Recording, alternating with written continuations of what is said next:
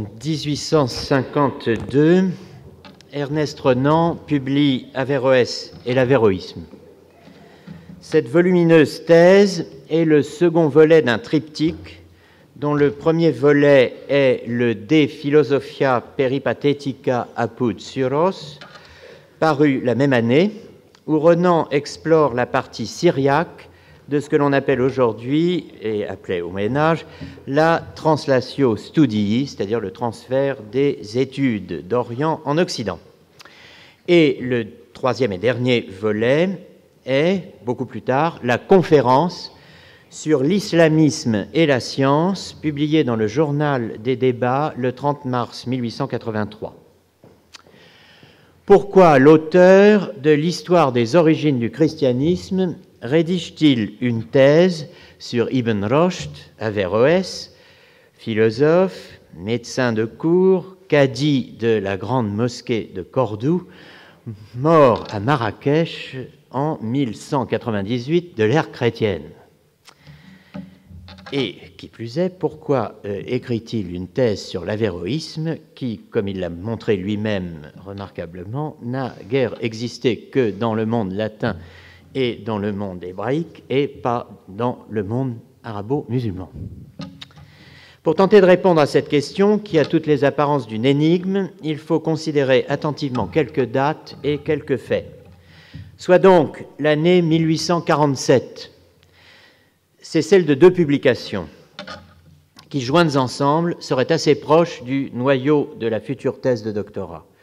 La première publication est l'article Ibn Rushd du Dictionnaire des sciences philosophiques, publié par une société de professeurs et de savants sous la direction d'Adolphe Frank.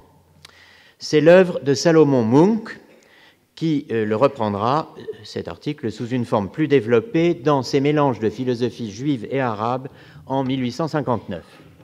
Renan a rendu hommage à Munk dans la seconde édition d'Averroès et l'Avéroïsme, paru en 1862. Il l'utilise d'ailleurs abondamment, une cinquantaine de fois, contre une quinzaine seulement, par exemple, pour l'histoire de la philosophie scolastique de Barthélemy Oréo.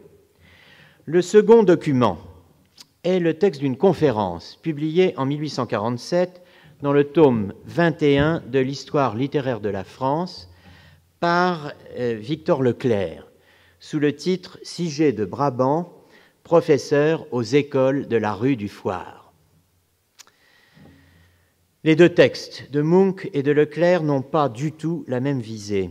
L'historien de Siget de Brabant apporte un témoignage nouveau, capital à l'historiographie non pas de l'Avéroïsme, mais de Dante Alighieri, mettant un terme, comme le dit à l'époque Leroux de Lincy, aux tortures des commentateurs de Dante. On sait en effet à présent, grâce à lui, qui était ce Sigier, qui, lisant en la rue au feur en sa vie, syllogisait discours dont on lui porte envie, comme le dit le chant 10 du Paradis.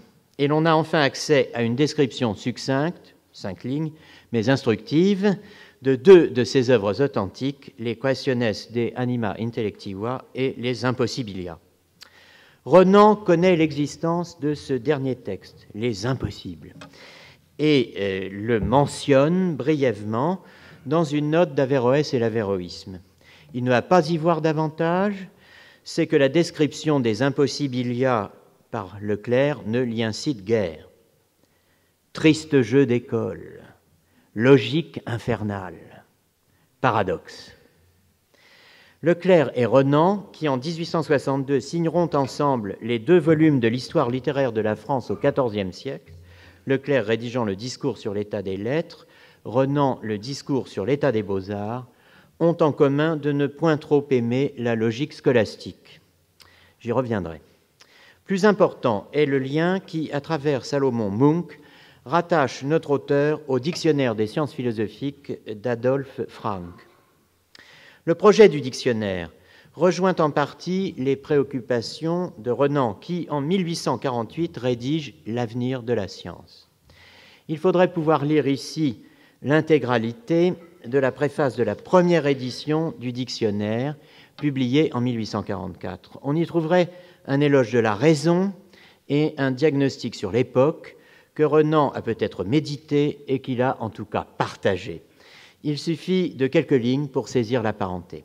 Je cite, « Il y a aujourd'hui en France des hommes qui ont entrepris une croisade régulière contre la philosophie et contre la raison, qui regardent comme des actes de rébellion ou de folie toutes les tentatives faites jusqu'à ce jour pour constituer une science philosophique indépendante de l'autorité religieuse, et qui pensent que le temps est venu de rentrer enfin dans l'ordre, c'est-à-dire que la philosophie, que les sciences en général, si elles tiennent absolument à l'existence, doivent redevenir, comme autrefois, un simple appendice de la théologie. » C'est contre ces hommes que le dictionnaire se dresse. Travaillant à l'avenir de la science, Renan se voit les mêmes adversaires. Professant que l'histoire de la philosophie et la philosophie elle-même ne sont que deux faces diverses d'une seule et même science, cherchant de ce fait, en les éclairant l'une par l'autre, à les réunir dans des résultats communs, le dictionnaire accueille le texte de Munk sur Ibn Rushd. En 1848, Renan abandonne la publication de l'Avenir de la science et entame la rédaction de sa thèse sur Averroès. Le parallèle saute aux yeux, reste à l'interroger. Revenons à notre énigme, comprendre pourquoi, ou au moins comment, l'auteur de l'Histoire des origines du christianisme a pu rédiger une thèse sur Averroès et l'avéroïsme. À ce stade de la réflexion, la question a changé. Elle est devenue « qu'est-ce qui, en 1848, dans l'esprit de Renan, peut bien lier ces trois, histoire des religions, scolastique et incrédulité ?» On dira, voilà un mot nouveau, incrédulité. Où le prenez-vous? Dans l'avenir de la science, précisément. L'avenir de la science, par le livre, la chose, c'est le présent des mœurs et de la raison. L'incrédulité est là, aucune réaction n'y fera rien. Vous avez pu chasser Voltaire de votre bibliothèque. Vous ne le chasserez pas de votre souvenir, écrit Renan, car Voltaire, c'est vous-même. Mais l'incrédulité est ancienne, plus ancienne que Voltaire, beaucoup plus ancienne. Elle est étroitement liée à la scolastique, elle est contemporaine du second âge de la religion. Je cite toujours l'Avenir de la science, dans le premier âge. La religion n'a pas besoin de symboles, elle est un esprit nouveau, un feu qui va sans cesse dévorant devant lui. Elle est libre et sans limite. Puis, quand l'enthousiasme est tombé, quand la force originale et native s'est éteinte, on commence à définir, à combiner, à spéculer ce que les premiers croyants avaient embrassé de foi et d'amour. Ce jour-là naît la scolastique et ce jour-là est posé le premier germe de l'incrédulité. Scolastique et incrédulité vont de pair. Étrange découverte, terrible et piquante intuition, tout se joue là, me semble-t-il. À cette découverte, il faut une science capable de faire face, une science capable de décrypter, d'analyser, de comprendre le donné. C'est, on voudrait dire par définition, celle qui a manqué au Moyen-Âge. Elle a nom philologie. L'avenir de la science, le livre, a la singulière caractéristique de contenir deux thèses qui, de prime abord, paraissent s'opposer, mais qui, pour le lecteur de l'ouvrage de 1852, Averroès et l'avéroïsme, s'articulent étroitement et donnent cet objet improbable qu'on appelle l'avéroïsme latin. Il s'agit de deux éloges. Le premier éloge est celui de la philologie. Le second éloge est celui du contresens. L'absence de philologie est le marqueur du Moyen-Âge. Les médiévaux ont beaucoup lu, travaillé, écrit. Il leur a manqué le grec, l'instrument nécessaire pour connaître l'Antiquité dans sa vérité. D'où l'éloge de Pétrarque, en qui l'esprit philologique fait sa première apparition. Pétrarque, qui, du seul fait qu'il possède un manuscrit d'Homère en langue originale qu'il adore sans le comprendre, a deviné l'Antiquité et comprend par son âme ce dont la lettre lui échappe. Pétrarque doit être regardé comme le fondateur de l'esprit moderne en critique et en littérature. La philologie, voilà ce qui nous distingue des scolastiques. Je cite, « Que manqua-t-il à ces laborieux travailleurs qui consacrèrent tant de veille à la grande étude ? Il leur manqua ce qu'eut la Renaissance, la philologie. Si, au lieu de consumer leur vie sur de barbares traductions et des travaux de seconde main, les commentateurs scolastiques eussent appris le grec et lu dans leurs textes Aristote, Platon, Alexandre d'Aphrodisias, le XVe siècle n'eût pas vu le combat de deux Aristotes, l'un resté solitaire et oublié dans ses pages originales, l'autre créé artificiellement par des déviations successives et insensibles du texte primitif. » Fin de citation. Le constat est implacable. N'allons pas pour autant le réserver au Moyen-Âge. La philologie constitue aussi une des supériorités que les modernes peuvent à bon droit revendiquer sur les anciens, écrit Renan. La philologie, en tout cas, l'emporte sur la philosophie. Elle l'emporte même sur la psychologie. La psychologie, que ce soit celle de la vieille philosophie avec ses niaiseries scolastiques, c'est Renan qui parle, ou la psychologie écossaise, qui, tout en les évitant, se tient encore beaucoup trop au point de vue de l'être et pas assez au point de vue du devenir, la psychologie n'est pas la science de l'esprit humain. Le dernier mot appartient ici à l'histoire. La science de l'esprit humain, c'est l'histoire de l'esprit humain.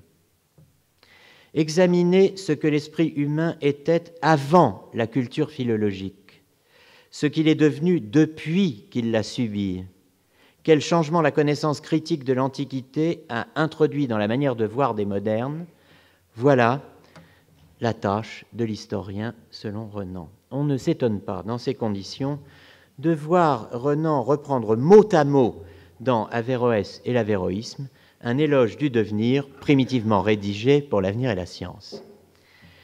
Le grand progrès de la réflexion moderne a été de substituer la catégorie du devenir à la catégorie de l'être, la conception du relatif à la conception de l'absolu, le mouvement à l'immobilité. Autrefois, tout était considéré comme étant. On parlait de droit, de religion, de politique, de poésie, d'une façon absolue. Maintenant, tout est considéré comme en voie de se faire. Averroès et l'Averroïsme, page 7, L'avenir de la science, page 229. En voie de se faire, retenons cette formule. Mais pourquoi Averroès ? Pourquoi l'Averroïsme ? Parce que c'est là que s'est construite la première grande figure de l'incrédulité. Voilà qui nous mène au second emprunt d'Averroès et l'Averroïsme, le livre « À l'avenir de la science », l'éloge du contresens. Ce que Renan cherchait dans sa thèse, c'est l'incrédulité.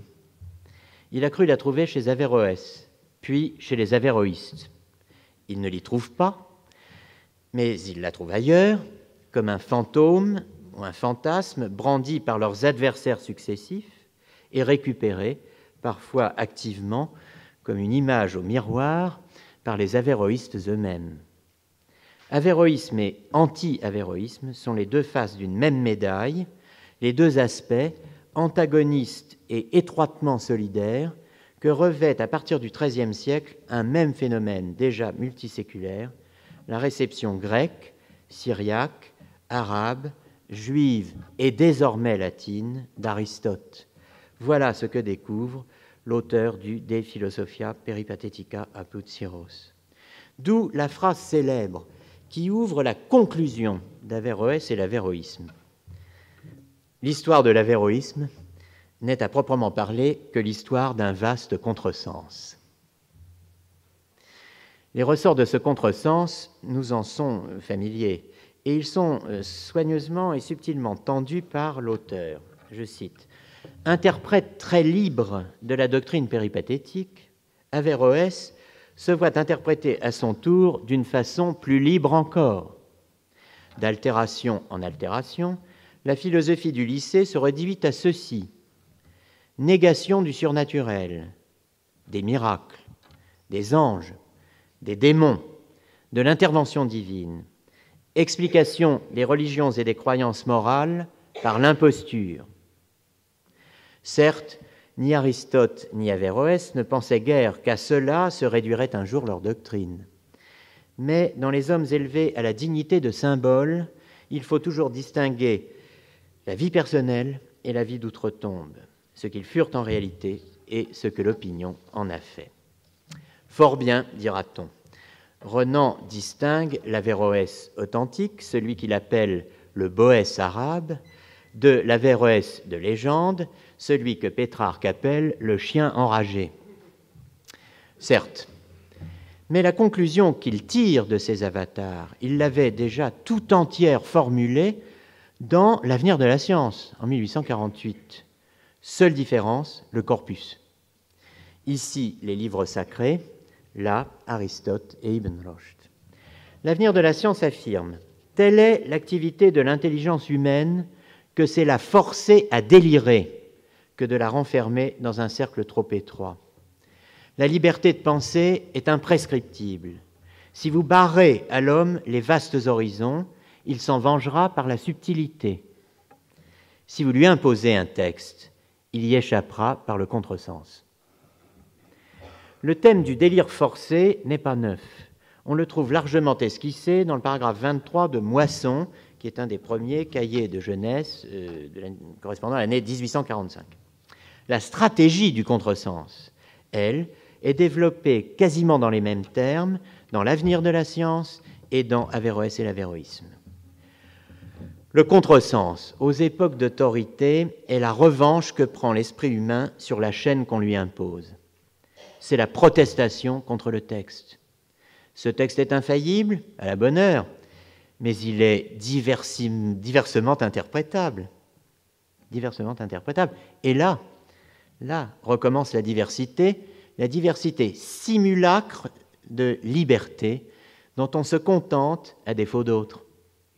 Sous le régime d'Aristote comme sous celui de la Bible, on a pu penser presque aussi librement que de nos jours, mais à la condition de prouver que telle pensée était réellement dans Aristote ou dans la Bible, ce qui ne faisait jamais grande difficulté. Le sourire est là. Le contresens, alors ça c'est L'Avenir de la science, page 124. Le contresens aux époques d'autorité est comme la revanche que prend l'esprit humain contre l'infaillibilité du texte officiel. L'homme n'abdique sa liberté sur un point que pour la regagner sur un autre. Il faut trouver 1000 fuites, 1000 subtilités pour échapper à la chaîne qu'on s'est soi-même imposée. On distingue, on commente, on ajoute, on explique, et c'est ainsi que sous le poids des deux plus grandes autorités qui régnaient sur la pensée, la Bible et Aristote, l'esprit s'est encore trouvé libre. Averroès et l'Averroïsme, page 433-434, nous n'avons jamais été aussi libres que sous l'occupation de la Bible et d'Aristote. L'apologie du contresens libérateur, de la liberté contre la lettre, se fait en d'autres pages explication des subtilités de la théologie et des équivoques de la philosophie médiévale. Renan distingue bien théologie et philosophie. D'un côté, la subtilité, de l'autre, l'équivoque. C'est un beau programme. Mais pourquoi a-t-on tant équivoqué au Moyen-Âge? C'est qu'Aristote était là. Pourquoi la théologie est-elle d'un bout à l'autre une longue subtilité? C'est que l'autorité y est toujours présente. On la coudoie sans cesse, on sent à chaque instant sa gênante pression. C'est une lutte perpétuelle de la liberté et du texte divin. Le jet d'eau laissé libre s'élève en ligne droite, gêné, comprimé, il biaise, il gauchit.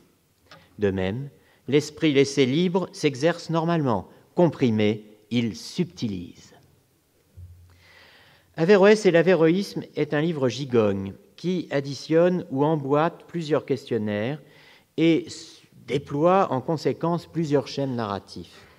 Il y a d'abord ce qu'on pourrait appeler une généalogie de la critique, une généalogie du rationalisme, une généalogie de l'esprit moderne, inaugurée dans L'Avenir de la science avec Pétrarque. Averroès et l'Averroïsme confirment Pétrarque dans le rôle de héros tutélaire, mais en faisant de lui désormais la figure de proue de la lutte contre ce que Renan appelle l'arabisme. Dès ce moment, on comprend que l'avéroïsme va assumer deux rôles contradictoires dans la geste des fortunes et infortunes de la raison. Il sera la voie vers les vastes horizons et l'obstacle qui les éloigne. Dans le récit renanien, tissé de fils disparates, l'avéroïsme a un aspect positif. Il représente, il personnifie l'incrédulité. Et un négatif, il contrarie et retarde l'avènement de la vraie science, seule capable de briser les chaînes du dogme. En somme, comme la scolastique elle-même, il a deux visages. L'incrédulité existe au XIIIe siècle chez les latins. Comment argumenter pareille thèse? En appliquant un principe que l'on pourrait appeler le principe de Renan. Il est formulé comme prémisse mineure dans un raisonnement qui, à mes yeux, articule la fallacie historique fondamentale d'Averroès et l'avéroïsme. Voici le principe de Renan. Toute condamnation dans l'histoire ecclésiastique suppose une erreur professée. Et voici le raisonnement. Première prémisse, le 6 décembre 1270, Étienne Tempier, évêque de Paris, ayant rassemblé le conseil des maîtres en théologie, condamne de concert avec eux 13 propositions qui sont presque toutes les axiomes familiers de l'avéroïsme. Suit une liste de 7 propositions sur 13. Deuxième prémisse, toute condamnation dans l'histoire ecclésiastique suppose une erreur professée. Conclusion, je cite, il faut donc penser que vers le milieu du XIIIe siècle, la foi de plusieurs fut ébranlée dans l'université de Paris et que les scandaleuses propositions de l'avéroïsme trouvèrent de l'écho chez quelques maîtres. Le raisonnement laisse rêveur. À en croire Renan, il y a des axiomes de l'avéroïsme, ils sont condamnés par le magistère, leur condamnation prouve qu'on les a professés, il y a donc eu, au XIIIe siècle, des avéroïstes. Il faut l'avouer, les 7 propositions retenues par Renan ont l'allure d'un manifeste. Il n'y a qu'un seul intellect numériquement identique pour tous les hommes. Le monde est éternel. Il n'y a jamais eu de premier homme. L'âme, qui est la forme de l'homme en tant qu'homme, périt en même temps que le corps. Dieu ne connaît pas les singuliers. Les actions de l'homme ne sont pas régies par la providence divine. Dieu ne peut conférer l'immortalité ou l'incorruptibilité à une réalité mortelle ou corporelle. Nous ne voyons plus cependant les mesures épiscopales de 1270 et de 1277, seconde condamnation due au même évêque, qui étend et généralise la première, comme Renan les voyait. Pour lui, qui ne dispose d'aucun texte avéroïste. En 1852, aucun texte avéroïste n'est disponible. Les condamnations révèlent l'avéroïsme. L'avéroïsme qu'elles révèlent a le visage de l'incrédulité, et ce visage, c'est celui de l'arabisme. Nous, qui disposons des textes, avons appris à dissocier les deux, l'arabisme et l'avéroïsme, dans l'espace, dans le temps, dans le concept. Cela étant, qu'il ait ou non cédé sur tel ou tel point à la fallacie historique ne serait pas une raison pour rejeter l'ensemble du travail de Renan. D'abord, parce qu'il a au minimum et précisément fait apparaître l'importance d'une enquête et d'une réflexion sur la censure, sur les interventions du magistère, sur les diverses formes de limitation de la liberté intellectuelle au Moyen-Âge. Il a ainsi ouvert la voie à un ensemble de recherches qui ont bouleversé la vision de l'université médiévale, donc de la scolastique. Ensuite, parce qu'il a bien marqué la différence entre le XIIIe siècle et la période ultérieure. Les documents abondent en effet à partir des années 1300, ils s'accumulent jusqu'au début du XVIIe siècle. Averroès et l'avéroïsme, le livre, y puisent abondamment et directement. C'est là que reste le second visage de l'avéroïsme, l'aspect négatif. Il est aussi important, voire plus important que le premier, qui, je vous le rappelle, était donc la personnification de l'incrédulité. Toujours la même ambivalence, il y a deux façons d'en appeler au Moyen-Âge, à la scolastique et plus encore à l'avéroïsme. On peut y voir le germe d'une pensée authentiquement libre, on peut y voir son principal obstacle. En 1862, dans l'avertissement de la deuxième édition d'Averroès et l'Averroïsme, Renan revient sur ce qui constitue à ses yeux le noyau dur de sa thèse.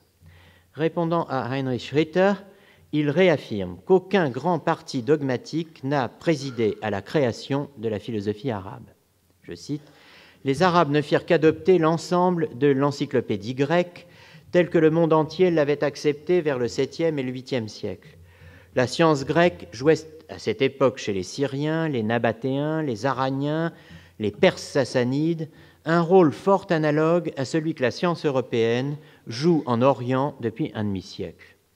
Quand les Arabes s'initièrent à cet ordre d'études, ils reçurent Aristote comme le maître autorisé, ils ne le choisirent pas. » La formule mérite l'attention. Elle figurait 10 ans plus tôt pour les chrétiens syriaques et par voie de conséquence pour les Arabes dans le De Philosophia Peripatetica apud Syros. Syriens, Arabes, chez ses héritiers de l'école d'Alexandrie, personne n'a choisi Aristote. Arabes et Syri, Aristotelem in illa scholarum Graecorum frequentia, non elegerunt, sed acceperunt. Deuxièmement, Renan concède une certaine originalité et une supériorité à la philosophie arabe jusqu'à la fin du XIIe siècle, ce qui l'amène à réévaluer la pensée d'Averroès, supériorité drastiquement limitée toutefois par la théologie. Troisièmement, il ne revient pas, en revanche, sur le diagnostic absolument négatif posé dès 1852 sur l'avéroïsme latin du XIVe au XVIe siècle, autrement dit sur l'avéroïsme italien et l'école qui l'incarne dans toute sa douteuse splendeur. Alors, j'allais dire quelque chose, j'aurais envie de dire, après avoir écouté M. Jacques Bouvresse, l'école normale supérieure de la rue d'Ulm. Mais non, on est en Italie et il s'agit de l'école de Padoue. L'école de Padoue est la cible de la première édition d'Averroès et l'Averroïsme. Elle le reste dans la deuxième. La quête de l'incrédulité a ses limites. Si l'on ne craignait pas l'anachronisme, on dirait que Renan voit à Padoue la duplex veritas devenir double langage. L'école de Padoue, en fait l'école de tout le nord-est de l'Italie, Bologne et Venise comprises, a tous les défauts de la scolastique. D'Italie, où il a voyagé durant qu'il préparait sa thèse, Renan a rapporté l'amour de Florence et le mépris de Padoue, cette ville schizoïde, à la fois quartier latin de Venise, la formule est de lui, et ville du Santo, Saint-Antoine de Padoue. Averroès et l'Averroïsme y fait pleuvoir. Il fait pleuvoir des reproches qui n'ont rien de touristique. L'Averroïsme padouan, c'est l'école de la routine, du verbiage et du faux-semblant. Je cite, « La philosophie de Padoue, c'est Padoue elle-même. » Comparée aux cités toscanes, une ville médiocre et sans génie. La philosophie padouane est, je cite, « une philosophie de paresseux qui prouve, avis à tous les ministères passés et futurs, que l'on ne devrait jamais enseigner la philosophie comme une discipline distincte. » Je cite, « En révisant le jugement que j'avais porté de l'école de Padoue, je n'ai pu trouver que j'eusse été trop sévère. À part quelques individualités distinguées, l'école philosophique de Padoue n'est qu'une prolongation, au cœur des temps modernes, de la scolastique dégénérée. Loin qu'elle ait servi au progrès de la science, elle y a nui en maintenant outre mesure le règne de vieux auteurs arriérés. L'avéroïsme padouan est en somme une philosophie de paresseux. On ne peut citer une preuve plus frappante du danger qu'offre dans un établissement scientifique l'enseignement de la philosophie comme d'une science distincte. Un tel enseignement finit toujours par tomber en proie à la routine et devenir funeste au progrès de la science positive. N'est-il pas remarquable, en effet, que ce n'est pas de la docte Padoue, mais de la poétique et légère Florence qu'est sortie la grande distinction scientifique, celle de Galilée. Pourquoi s'en prendre si vigoureusement à Padoue? Alors maintenant, j'ai une réponse à la question que je n'avais pas tout à l'heure. Pourquoi s'en prendre si vigoureusement à Padoue? Il y a naturellement la faiblesse des hommes, la médiocrité des caractères, la pusillanimité, l'âpreté au gain, la routine personnelle, le carriérisme. En quelques portraits au vitriol, Renan a tôt fait d'expédier ces professionnels de la pensée, ces, je cite, chevaliers d'industrie littéraires italiens, et leur pratique de la philosophie. Mais les faiblesses individuelles ne sont rien auprès du problème de fond. La philosophie padoine est une philosophie d'enseignant. Ce n'est pas une philosophie vivante, chevillée, si l'on ose dire, à la science en voie de se faire. La formule fera Florès. Je cite, « L'école de Padoue est une école de professeurs. Il n'en reste que des leçons. Et les leçons, à cette époque, ne savaient pas encore devenir des livres. Aussi, cette école n'a-t-elle rien laissé qui supporte la lecture ou puisse être de quelque valeur dans l'état actuel de l'esprit humain. Une école de professeurs peut rendre à la science de grands services, mais non représenter dans sa complexité l'ensemble de la nature humaine. La philosophie padoine, le pire de la scolastique, est-elle morte? Non, elle n'est pas morte. C'est ce qui fait, je crois, la source de l'intérêt paradoxal que Renan porte à l'avéroïsme. Ce qu'il appelle l'étrange ténacité de la routine, qui veut qu'un enseignement barbare, inintelligible, devenu ridicule, se prolonge un siècle encore au milieu de l'Italie lettrée et de l'esprit moderne déjà triomphant, page 401 d'Averroès et de l'avéroïsme, cette ténacité de la routine si étrange, voilà ce qu'il a à en dire pour nous. Il n'est pas exact d'envisager la scolastique comme finissant au XVe ou au XVIe, ni même au XVIIe siècle. Ne vit-on pas un ordre célèbre faire à Descartes la plus vive opposition au nom d'Aristote? J'entends de l'Aristote des écoles, c'est-à-dire des cahiers que les générations de professeurs se transmettaient de main en main. Il serait facile de montrer que la scolastique se continue encore de nos jours dans plus d'un enseignement. Ce que la scolastique pérennise à son tour, est un divorce natif et fatal entre métaphysique et science. Je cite, « Une logique et une métaphysique abstraite, croyant pouvoir se passer de la science, deviennent fatalement un obstacle au progrès de l'esprit humain, surtout quand une corporation se recrutant elle-même y trouve sa raison d'être et les érige en enseignement traditionnel. » La fin de l'avéroïsme nous révèle les vrais enjeux. La modernité n'a jamais été et ne sera jamais avéroïste. L'avéroïsme n'a pas aboli la scolastique, il l'a sinon fossilisée, du moins reproduite et transmise à l'état fossile. L'avéroïsme a résisté à tout. Il a été renforcé par tout. Il a fallu la science moderne pour en venir à bout. Quant à l'interprétation avéroïste d'Aristote, c'est l'humanisme qui nous en a délivré, mais aussi le péripatétisme helléniste et critique. Notons la formule. L'aristotélisme helléniste, rêvé par Pétrarque, cherchant Aristote dans son texte et dans les commentateurs grecs, sortit enfin vainqueur, cet aristotélisme, de l'aristotélisme arabe, cherchant Aristote dans Averroès. Pour Renan, le monde bascule quand, le 4 avril 1497, c'est précis, Nicolas Leonicus Tomeus, Nicolo Leonico Tomeo, monte dans la chaire de Padoue pour enseigner Aristote en grec, à partir du texte grec. Une chaîne se brise, qui tenait Aristote prisonnier du commentateur Averroès et le commentateur lui-même prisonnier des cahiers scolaires de Padoue et d'ailleurs. C'est pour ainsi dire un changement de paradigme. La Grèce authentique, la Grèce, je cite, des philologues, des hellénistes, des platoniciens, des hippocratistes, chasse enfin la Grèce falsifiée, pédantesque, qu'on trouvait chez les maîtres arabes avec sa scolastique hérissée, ses catégories décharnées, son jargon sauvage. Mais le phénomène est complexe, et l'avéroïsme, je l'ai dit, a deux visages.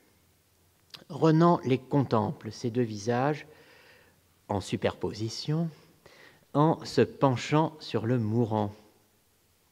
L'ambivalence de l'avéroïsme en lui-même et dans le projet intellectuel de Renan, qui, à sa manière, simultanément le prolonge et le contredit, se révèle dans la double signification que revêt l'agonie puis la mort de l'avéroïsme. L'extinction de l'avéroïsme peut être envisagée en effet de deux points de vue. Je cite, « Si cette extinction fut, d'un côté, le triomphe de la méthode rationnelle et scientifique, avec la vraie science, elle fut par un autre côté la victoire de l'orthodoxie religieuse. L'avéroïsme padouan, insignifiant comme philosophie, acquiert un véritable intérêt historique quand on l'envisage comme ayant servi de prétexte à l'indépendance de la pensée. Cette contradiction apparente, dit Renan, n'a rien qui doive surprendre. N'a-t-on pas vu le jansénisme, la plus étroite de toutes les sectes, représenter à sa manière la cause de la liberté ? Si Padoue était le quartier latin de Venise, Venise, dit Renan, était en quelque sorte la Hollande de l'Italie. La liberté de penser y était exploitée comme une branche de commerce très productive. Tous les livres protestants venaient de là. Le libertinage d'opinion, qui donne une physionomie si originale au nord-est de l'Italie durant le XVIe siècle, disparaît avec le péripatétisme arabe dans la première moitié du XVIIe. Les deux disparaissent en même temps. Toute l'activité intellectuelle s'éteint d'un coup. Venise, qui a couvert le monde de ses livres, Venise n'a plus un éditeur et les Haldes sont réduits, pour ne pas faire banqueroute, à imprimer des bréviaires. Tout se tient. Les Gintes, autres éditeurs vénitiens célèbres, ont édité Averroès, et la fin de l'avéroïsme est à la fois la fin de l'arabisme et de la Hollande, de l'Italie. Je conclus. Averroès et l'avéroïsme n'est pas un livre de philosophie. C'est partiellement un livre d'histoire de la philosophie. C'est avant tout, c'est surtout un livre d'histoire. Comme le dit le sous-titre, c'est un essai historique. Ou si l'on préfère, le sous-titre du De Philosophia Peripatetica apud Syros, une commentatio historica.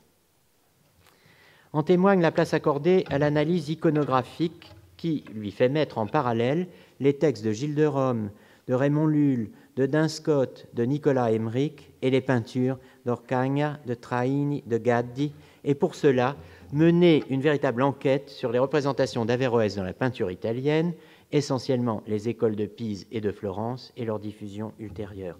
Enquête in situ, on sait par le journal de voyage en Italie l'impression produite par le Capellone degli Spagnuoli sur le jeune thésard, on est en 1849, qui écrit « Je n'ai compris saint Thomas d'Aquin qu'à Santa Maria Novella ». Que faut-il attendre d'un livre d'histoire quand il s'agit de philosophie ? Ce qu'on peut demander au passé, à savoir lui-même, selon la célèbre formule de l'avertissement, il ne faut demander au passé que le passé. L'histoire de la philosophie ne peut fournir de résultats positifs et immédiatement applicables aux besoins de notre temps. L'intérêt de l'histoire philosophique réside moins peut-être dans les enseignements positifs qu'on en peut tirer que dans le tableau des évolutions successives de l'esprit humain, écrivait Renan dans L'Avenir de la science en 1848. Histoire philosophique donc plutôt qu'histoire de la philosophie. L'histoire telle que l'entend Renan campe d'emblée face à la psychologie, censée à l'époque prendre la relève de la vieille métaphysique. L'éloge du devenir contre les temps, chanté par l'Avenir de la science, trouve dans Averroès et l'avéroïsme son plein aboutissement. Je cite, « L'histoire est la forme nécessaire de la science de tout ce qui est soumis aux lois de la vie changeante et successive. La science des langues, c'est l'histoire des langues. La science des littératures et des philosophies, c'est l'histoire des littératures et des philosophies. La science de l'esprit humain, c'est de même l'histoire de l'esprit humain, et non pas seulement l'analyse des rouages de l'âme individuelle. La psychologie n'envisage que l'individu, et elle l'envisage d'une manière abstraite, absolue, comme un sujet permanent et toujours identique à lui-même. Aux yeux de la critique, en revanche, la conscience se fait dans l'humanité plutôt que dans l'individu. Elle a son histoire. Le grand progrès de la critique a été de substituer la catégorie du devenir à la catégorie de l'être, la conception du relatif à la conception de l'absolu, le mouvement à l'immobilité. C'est pourquoi il n'y a philosophiquement rien à attendre, ni des sémites, ni des médiévaux. S'ajoute à cela, à ce diagnostic, un élément particulier que reprendra de manière plus offensive la conférence de 1883 sur l'islamisme et la science. sémites et médiévaux ne peuvent nous donner de leçons de philosophie car ils n'ont pas de philosophie propre. La philosophie chez les sémites n'a jamais été qu'un emprunt purement extérieur et sans grande fécondité, une imitation de la philosophie grecque, il en faut dire autant de la philosophie du Moyen-Âge. À défaut de solution au problème de la philosophie, le Moyen-Âge, comme toute période de décadence et de transmission, peut en revanche nous apporter des faits. Au contraire, si au lieu de demander des doctrines au passé, nous ne lui demandons que des faits, les époques de décadence et de syncrétisme, les périodes de transmission et d'altération lente auront plus d'intérêt que les périodes de perfection où la saillie originale du génie semble parfois s'effacer sous la perfection de la forme et l'exacte mesure de la pensée. L'histoire est le véritable objet de l'histoire de la philosophie. À ce point de vue de la science critique, ce qu'on recherche, dit Renan, dans l'histoire de la philosophie, c'est beaucoup moins de la philosophie proprement dite que de l'histoire. Qu'importe dès lors que la philosophie arabe ou que la philosophie du Moyen-Âge n'ait plus rien à faire avec nous, elles sont riches de matière, ou comme le dit Renan, de faits expérimentaux pour une histoire du travail de l'esprit humain. Dernière citation et conclusion. Du moment où l'on admet que l'histoire de l'esprit humain est la plus grande réalité ouverte à nos investigations, toute recherche pour éclairer un coin du passé prend une signification et une valeur. Il est en un sens plus important de savoir ce que l'esprit humain a pensé sur un problème que d'avoir un avis sur ce problème. Car lors même que la question est insoluble, le travail de l'esprit humain pour la résoudre constitue un fait expérimental qui a toujours son intérêt. Je conclus. L'histoire du travail intellectuel est le laboratoire de l'historien s'il veut s'imposer face aux psychologues dans le grand partenariat qui s'esquisse et que Renan appelle de ses voeux entre histoire, philologie, sciences religieuses et sciences positives.